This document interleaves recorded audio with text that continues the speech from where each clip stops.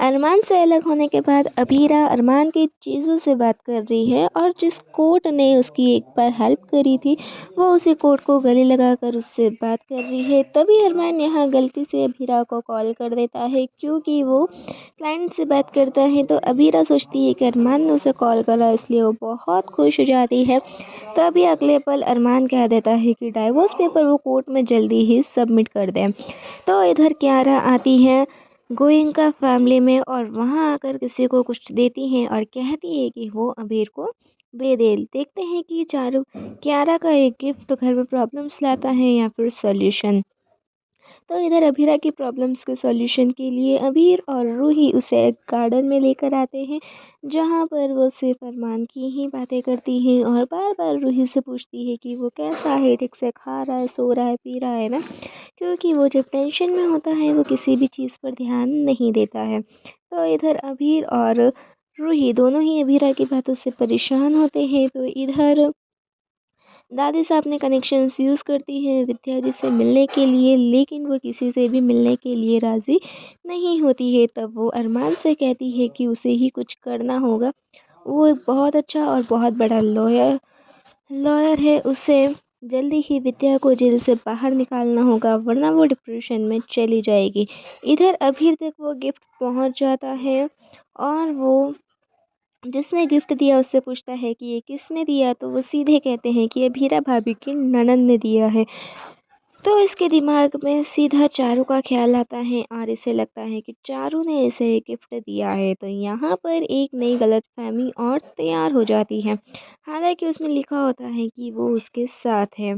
तो इधर अरमान आराम से चैन की नींद सो रहा होता है, लेकिन वो फिर से सपने में अबीरा को देखता है, जैसे कि उसके सपने में अबीरा आई है और उससे कह रही है कि वो हर एक प्रॉब्लम में उसके साथ था, लेकिन जब वो प्रॉब्लम में आया तो फिर ये मुझे खुद से दूर क्यों कर रहा है। आखिरकार अरमान अबीरा को खुद से दूर क्यों कर रहा है। अगर प्रॉब्लम आई है तो उसका सॉल्यूशन हम साथ में ढूंढ सकते हैं, उसे इतना नाराज़ नहीं होना चाहिए।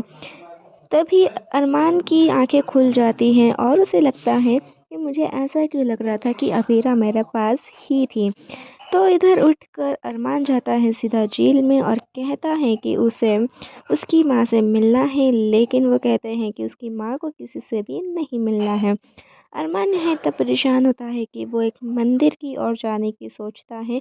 वहीं पे पीछे पीछे अबीरा भी चली जाती है और अबीरा भगवान से प्रार्थना करती है कि अरमान को हर खुशी मिले जो कि वो डिज़र्व करता है। यहाँ पे अबीरा अरमान की परछाई बनकर उसके पीछे पीछे चल रही होती है, लेकिन अरमान को इस बात का अंदाज़ा नहीं होता है कि उसकी अबीरा उसके ही पीछे है। यहाँ पर वो जाता है और बहुत सारे लोगों की सेवा करता है। तो इधर गार्डन में अबीर आया हुआ होता है अपनी मैनेजर के साथ और वहाँ पर घूमता है। तभी कुछ बच्चे आकर उससे गाने की रिक्वेस्ट करते हैं, लेकिन वो मना कर देता है। तभी चारू उसे सच का आईना दिखाती है और उसे बहुत सारी बातें सुनाती है, जिससे कि अबीर फिर से अपने आप में जी उठता है। तो इधर अबीरा ध्यान से अरमान के पीछे पीछे चल रही होती है। वो जिधर जाता है वो उधर जाती है और भगवान से उसके लिए प्रार्थना करती है कि जो वो चाहता है उसे वो सब कुछ मिल जाए। वापस लौटते वक्त वो देखती हैं कि फ़ोन में बहुत बेकार बेकार कमेंट्स आ रहे हैं उसकी माँ के लिए और दीवारों पे भी बहुत कुछ लिखा रहा है, जिस वजह से वो परेशान हो जाती है। अब आगे देखते हैं क्या होता है।